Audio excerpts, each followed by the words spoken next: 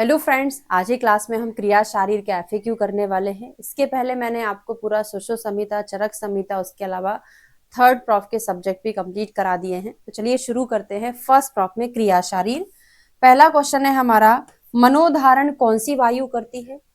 तो हमने श्लोक में पढ़ा था, चित्त देह धृक। चित्त यानी मन और देह दोनों का धारण करती है, हृदय का भी धारण करती है, इंद्रियों का भी धारण करती है। ये सारे कर्म किसके लिए कहे गए थे? प्राण वायु के लिए, है ना। तो आंसर क्या है हमारा? प्राण वायु। फुफ्फुस में कौन सी वायु रहती है?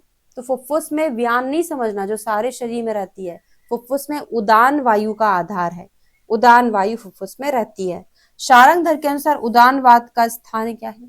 आचार्य शारंगधर ने उदानवात का स्थान, तो ये स्पेशली सुश्रुत का नहीं है, ये शारंगधर का ही है। तो उन्होंने उदान का स्थान क्या बोला है? फुफ्फुसी बोला है। नेक्स्ट क्वेश्चन पे चलेंगे। त्वक पारुष्य काष्ण गात स्फुरण उष्ण कामिता निद्रानाश अल्प बलत्वम। समझाने की मुझे जरूरत नहीं है ना, बहुत ज्यादा इंपॉर्टेंट है। यूट्यूब पर ये पूरा दोष धातु मल की 6 वृद्धि मैंने आपको पढ़ाई भी है, ठीक है। तो त्वचा में परुषता होना, त्वचा काली हो जाना, टिंगलिंग सेंसेशन आना, गर्म चीजों की इच्छा है, नींद ना आना, वात वृद्धि में मिलता है। किसमें? वात वृद्धि में। कॉन्स्टिपेशन भी वात वृद्धि में मिलता है। लघु बाघभट्ट, मूर्ध सिरसा में कौन सा वात का स्थान है? मूर्धा में कौन सी वायु है? प्राण, उदान, समान, व्यान और अपान, है ना। तो मूर्धा प्रदेश में कौन सी? प्राण वायु। तो पढ़े थे ना, बुद्धि, हृदय, इंद्रिय, चित्त, देह, धृक। स्पेशली जो टर्म है ये बाघभट्ट का है, बाघभट्ट जी ने बोला था प्राण वायु। अष्टांग हृदय के अनुसार स्मृति कौन सी बात कराती है? स्मृति हम बोलते किससे हैं? उदान वायु से। अगर हमें याद ही नहीं रहेगा तो हम बोलेंगे कैसे? यानी स्मृति के लिए भी उदान वायु, आप जो स्मरण किए हैं वही तो बोलेंगे। तो उदान वायु वाक प्रवृत्ति के लिए रिस्पॉन्सिबल है, तो स्मृति के लिए भी यही रिस्पॉन्सिबल होगी, अष्टांग हृदय ने बोला है। इंद्रिय का धारण कौन सी वायु करती है? तो इंद्रिय का धारण वही बुद्धि, हृदय, इंद्रिय, चित्त, देह, धृक, ऐसे करके कोड पूरा श्लोक था। तो वहां पे हृदय भी, बुद्धि भी, चित्त भी, देह भी सब आ रहा था। तो प्राण वायु के लिए। बाघभट्ट के अनुसार साधक पित्त का स्थान क्या है? तो बाघभट्ट हो कोई भी आचार्य हो, सभी ने एक जैसा ही बोला है। तो कोडिंग थी हमारी, साधु का हृदय बड़ा सॉफ्ट होता है। साधु का हृदय कैसा है? बहुत सॉफ्ट है। तो हृदय के लिए आया है। शारंगधर के अनुसार अग्नाशय पाचक पित्त की मात्रा कितनी होती है? बहुत इंपॉर्टेंट है, कई बार एग्जाम में पूछा गया है। अग्नाशय में पाचक पित्त की मात्रा जो होती है वो तिल प्रमाण होती है। कितनी? तिल प्रमाण, 1 तिल होती है। अन्न शैथिल्य किसके कारण होता है? कौन सा कफ रहता है, कौन सा वात रहता है, कौन सा पित्त रहता है? तो अन्न का स्लथन क्लेदक कफ कराता है। कौन सा? क्लेदक। फुफ्फुसगत कफ को क्या कहते हैं? कौन कौन से कफ होते हैं? श्लेषक, क्लेदक, बोधक, तर्पक और अवलंबक, है ना। अवलंबक कफ कहाँ? हृदय का अवलंबन करता है, उरहा प्रदेश में रहता है। उरहा प्रदेश में ही तो हमारा फुफ्फुस भी रहता है ना, केस के अंदर रहता है ना। तो वही अवलंबक कफ कहता है, मतलब कराता है। कौन से वात के द्वारा स्वेद व स्रोतस का नियंत्रण होता है? स्वेद और रस का श्रवण जो है कौन सा वायु कराता है? जो सारे शरीर में रहता है, व्यान वायु। लेकिन स्वेद दोष अंबुवाहिनी श्रोतांसी समधिष्ठिता किसके लिए आता है? समान वायु के लिए आता है ना। तो व्यान वायु जो है स्वेद व स्रोतस का नियंत्रण करता है, रस का श्रवण कराता है, रक्त का परिवहन कराता है। पर स्वेद दोष व स्रोतस के बीच में, उसके पास में अंतर अग्नि के समीप समान वायु का स्थान होता है। बाघभट्ट के अनुसार रंजक पित्त का स्थान, ये तो मोस्ट इंपॉर्टेंट है। बाकी आचार्यों ने यकृत लीहा बोला है, पर इन्होंने कहाँ बोला है? आमाशय आश्रम पित्तम रंजकम रस रंजनाथ, यानी रंजक पित्त का स्थान आमाशय है। व्यानो हृदय स्थिता किसका श्लोक है? व्यानो हृदय स्थिता, ये भी बाघभट्ट का। स्पेशली आजकल क्रिया शादी से ना बाघभट्ट के क्वेश्चन बहुत ज्यादा पूछे जाते हैं, ठीक है। बाकी हृदय में भले ही आश्रय है, लेकिन सारे शरीर में ये विचरण करती रहती है। सुश्रुत संहिता के अनुसार हृदय पीड़ा, कंपा, शून्यता, तृष्णा निम्न में से किसका लक्षण है? हृदय में पीड़ा क्यों हुई? क्योंकि उसके हृदय से रस निकल गया, वो कांप रहा है कि मेरे को कोई रस दे दे। कंपन हो रहा है, तृष्णा हो रहा है, शून्यता क्यों? क्योंकि रस सारा निकल गया, यानी ये रस क्षय में हमको मिलता है। कहाँ? रस क्षय रस धातुक्षय के लक्षण में मिलता है। स्थूल और क्रश के लिए कौन रिस्पॉन्सिबल है? धातु की क्षय वृद्धि के लिए कौन रिस्पॉन्सिबल है? तो धातु की क्षय वृद्धि रक्त पर डिपेंडेंट है और स्थूल कार्य किस पर निर्भर करता है? रस पर। तो हमको मोटा होना है, पतला होना है, जूस ही तो पियेंगे। मोटा होना है तो बादाम का जूस पी लो, पतला होना है तो करेले का पी लो। तो जूस यानी रस, रस पर डिपेंड करता है। प्लीहा वृद्धि निम्न में से किसका लक्षण है? प्लीहा नॉर्मली पाल्पेबल नहीं होती है, अगर ये अपनी साइज से 3 गुना बढ़ जाती तभी पाल्पेट होती, या फिर हम उधर का फैट हटा दें, मेद का क्षय कर दे तो हम स्प्लीन को पाल्पेट कर सकते हैं।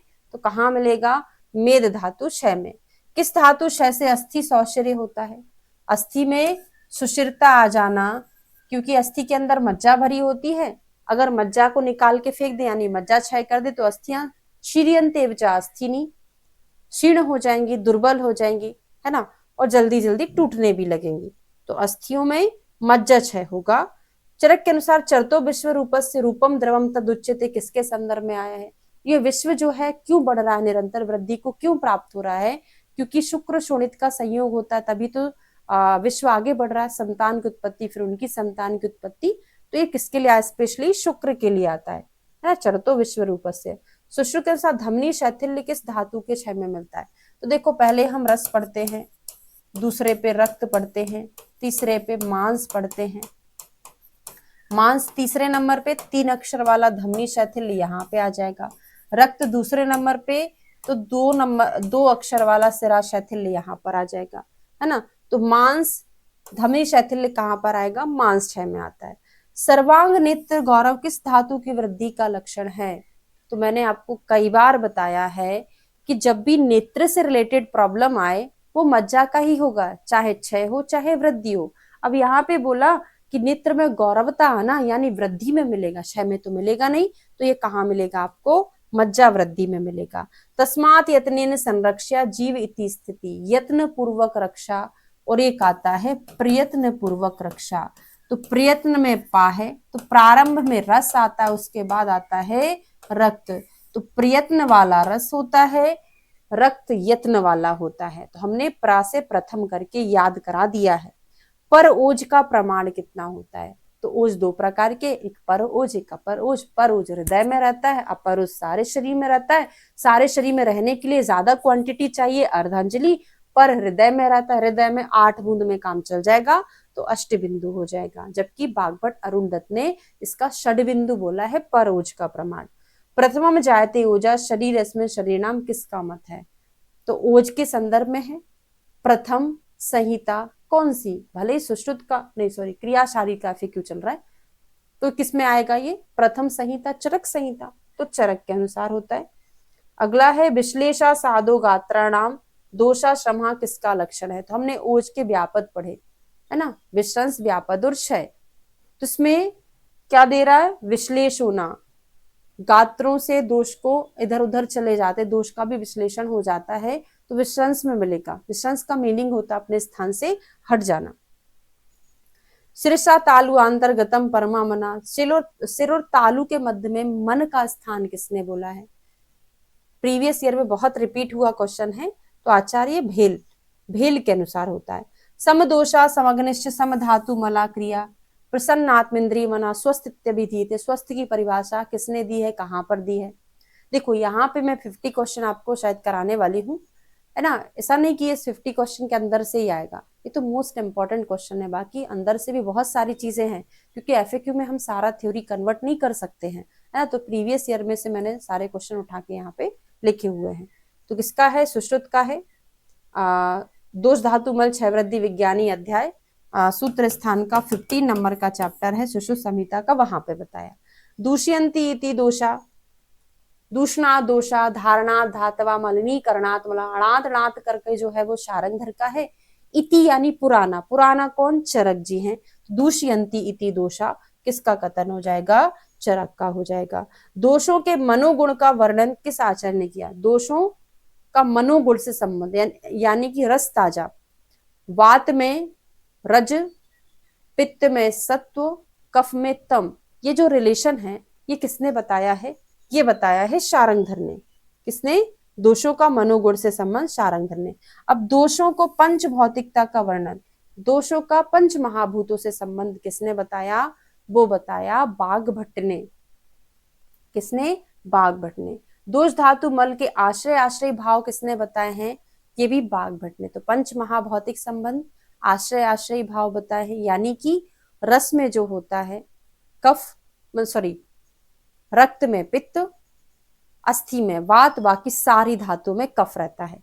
ठीक है, ये हमने आपको पहले बता दिया था। वात का स्थान अस्थि मज्जा किसने बोला? वैसे वात का स्थान क्या होता है? अस्थि, पर अस्थि के साथ मज्जा भी किसने बताया है? ये बहुत इंपॉर्टेंट है, तो ये काश्यप ने बताया, अस्थि मज्जा। अगला क्वेश्चन आता है, क्षमा धृतिर आलोभस्य किस दोष का कर्म है? क्षमा धृतिर आलौल्यम करके आता है मांससार पुरुष के लक्षण में, और क्षमा धृतिर आलोभस्य करके आ जाए तो ये किस पे मिलेगा हमको? कफ कर्मा अविकारजम, अविकृत कफ का कर्म है। ठीक है, अगला विदग्ध अवस्था में कफ का रस क्या होता है? साथ ही साथ याद करा दिया था मैंने, क्या? कौए का मल याद कराया था, ये पित्त था, ये कफ था। तो प्राकृतिक अवस्था में कफ का रस कटु है, सॉरी पित्त का रस कटु है, विदग्ध अवस्था में अम्ल है। ऐसी प्राकृतिक अवस्था में कफ का रस मधुर है, विदग्ध अवस्था में क्या हो जाता है? लवण हो जाता है। ठीक है, विदग्ध अवस्था में लवण। बुद्धि इंद्रिय हृदय और मन को धारण करने वाला, ये कितनी बार मैंने बता दिया, प्राण वायु। द्रग और स्पर्शन इंद्रिय में किस दोष का समावेश होता है? तो हमने शब्द स्पर्श रूप, इसको इंद्रियों में कन्वर्ट कर लेना। यहाँ पे वात का, यहाँ पे पित्त का, रस और गंध यहाँ पे कफ का, इस तरीके से याद कराया था मैंने। तो द्रक स्पर्शन, यानी द्रक स्पर्शन कौन सा दोष हो गया? पित्त दोष हो गया। ठीक है, आपका बहुत इंपॉर्टेंट टाइम चल रहा है अभी, ये पीजीटी का एग्जाम आने वाला है ना, तो ये बहुत जरूरी है आपको पढ़ना। जैसे आप कोई भी एफएक्यू सॉल्व करते हैं उसके पहले उसकी थ्योरी जरूर पढ़ें। उसका थ्योरी हमने कंप्लीट किया, उसके एमसीक्यू सारे सॉल्व किए, उसके बाद ये वाला वीडियो देख लिया, तो आपका एक रूटीन बना रहेगा। क्योंकि हमने स्मृति के कारण में पढ़ा है। स्मृति का एक कारण ये भी होता है, कोई चीज आप बार बार सुनते हो ना, पुनः श्रुतात्, उससे आपकी मेमोरी बहुत तेज होती है, मतलब आपको वो चीजें याद रहती है, रिटेंशन पावर उससे बढ़ती है। ठीक है, तो ये चीजें जरूर करिएगा। ठीक है, चक्षु वैशेषिक पित्त का वर्णन किसने किया है? तो वर्णन तो सुश्रुत ने किया है, बाकी भेद जो है आलोचक पित्त के, चक्षु वैशेषिक बुद्धि वैशेषिक किसने बताए हैं? भेल ने। पर चक्षु वैशेषिक पित्त का डिटेल में वर्णन किसने किया है? आचार्य सुश्रुत ने किया है। रसजम पुरुषम विद्यात किस आचार्य का है? जो रस से ही पुरुष बना हुआ है, ये कौन बताए हैं? सुश्रुत। मस्तिका शिरोगता स्नेहा को मज्जा कहा है।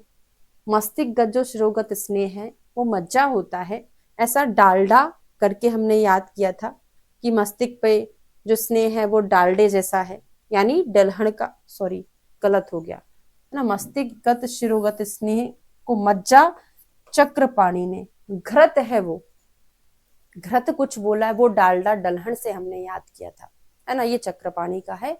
वो डलहन में घृत, मस्त लुंग को घृत कुछ बोला है, वो डलहन का आता है। हो सकता आए आगे जाके, नहीं तो आप बुक में एक बार देख लीजिएगा। मेद स्नेह का पित्त की ऊष्मा और वायु द्वारा मृदुपाक, वीपीएम करके याद कराए थे, है ना। मेद वात और पित्त, मेद वात पित्त, इसका मृदु पाक होगा तो क्या बनेगा? स्नायु, सॉरी सिरा। मृदु पाक से सिरा, और खर पाक से क्या बनता है? खर पाक से क्या बनता है? एक बार कमेंट करके बताना, है ना। इसका मृदु पाक होगा तो सिरा बनेगा। आद्यमान किसकी क्षय से होता है? क्षय वृद्धि से होता है। तो आद्यमान मूत्र किस में आता है? मूत्र वृद्धि में आता है, क्षय में नहीं आता, मूत्र वृद्धि में मिलता है हमको। पा करके हमने आपको याद कराया था।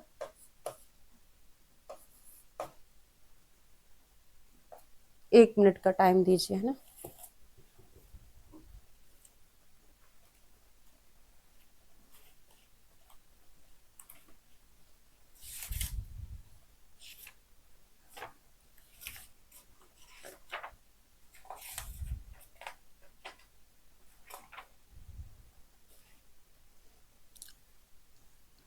आद्यमान वृद्धि में, हाँ बिल्कुल सही है ना, वृद्धि में मिलता है, हाँ वृद्धि में मिलता है, किसमें, मूत्र में।